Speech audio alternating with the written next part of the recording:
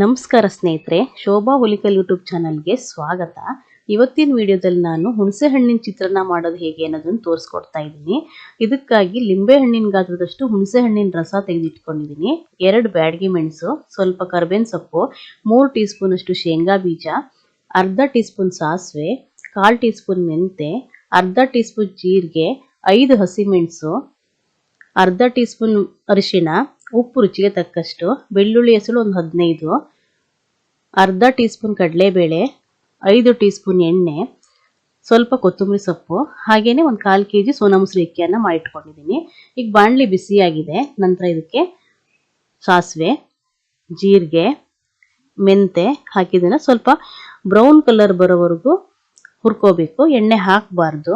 ಈಗ ಇದನ್ನು ನಾವು ತಣ್ಣಗಾದ ನಂತರ ಪೌಡ್ರ್ ಮಾಡ್ಕೋಬೇಕು. ಪೌಡ್ರ್ ಮಾಡ್ಕೊಳ್ಳೋಣ.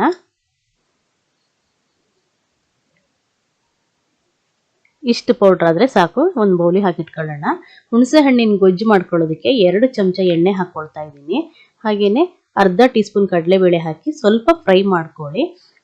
ಇದಕ್ಕೆ ಹುಣಸೆ ಹಣ್ಣಿನ ರಸನ ಹಾಕಿ ಆದಷ್ಟು ಇದನ್ನು ಲೋ ಫ್ಲೇಮಲ್ಲೇ ಫ್ರೈ ಮಾಡ್ಕೋಬೇಕು. ನೀರಿನಂಶ ಹೋಗಬೇಕು. ಈ ಟೈಮಲ್ಲೇ ನೀವು ಉಪ್ಪನ್ನು ಹಾಕ್ಕೊಳ್ಳಿ ರುಚಿಗೆ ತಕ್ಕಷ್ಟು.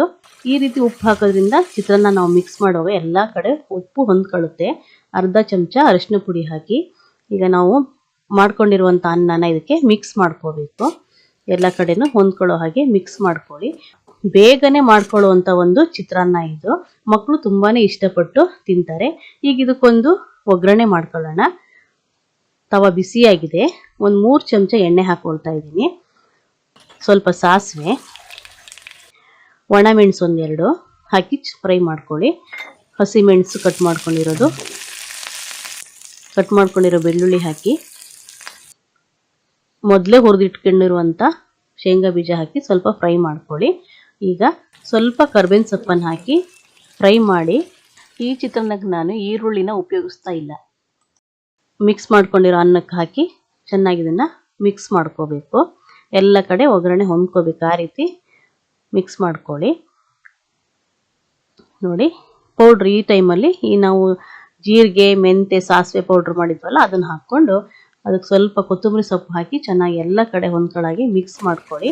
ಈ ಪೌಡ್ರ್ ಹಾಕಿದ್ರೆ ಚಿತ್ರಾನ್ನ ತುಂಬಾ ರುಚಿಯಾಗಿ ಬರುತ್ತೆ. ನೋಡಿ ಎಷ್ಟು ಸೊಗಸಾದಂಥ ರುಚಿಯಾದಂಥ ಹುಣಸೆ ಹಣ್ಣಿನ ಚಿತ್ರಾನ್ನ ರೆಡಿಯಾಗಿದೆ.